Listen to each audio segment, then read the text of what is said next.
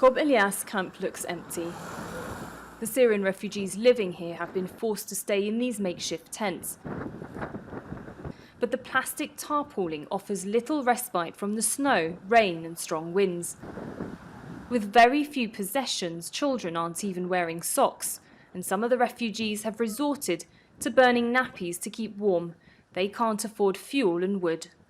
The Lebanese government won't allow them to build solid structures, sending a clear message: they're only to stay in Lebanon temporarily. A new repatriation clause demanding displaced people return to safe areas is expected to be voted in this week as part of the government's policy statement.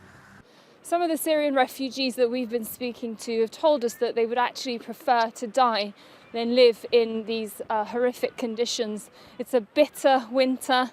Things are getting harder and tougher by the day for them, and Lebanon especially is going through an economic crisis which has affected the Lebanese as much as it has affected Syrian refugees. In another camp further down the road, a woman asks the seller if she can buy eggs and pay at a later date. She says she has no money. There are nearly 1 million registered Syrian refugees in Lebanon. 3/4 of them live below the poverty line on around $3 a day. Since protests started in October over the economic crisis, inflation rates have gone up across the country and they're struggling to buy basics. People were kind enough to give me clothes, a blanket and fuel to keep me warm. Other than that, I have nothing. Just under half of the Syrian refugees are relying on cash assistance from aid agencies.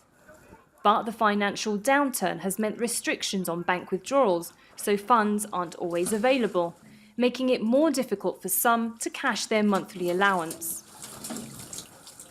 MUFIDA al-Hameed from Raqqa fled the Syrian war 6 years ago when her husband and 2 of her sons were killed. She lives here with her family, but it's been difficult even though they're safe for now. I'm taking care of my orphaned grandchildren, and the little fuel we have to keep us warm is running out. The weather is cold. I can barely cover their expenses. On Saturday, President Michel Aoun said international assistance is needed in exchange for the billions of dollars it has spent on giving Syrians refuge. And there's rising hostility towards refugees here. They're often blamed for making Lebanon's economic crisis worse. All this making their suffering increase by the day. Sara, Khairat, Jazeera, Bekaa Valley.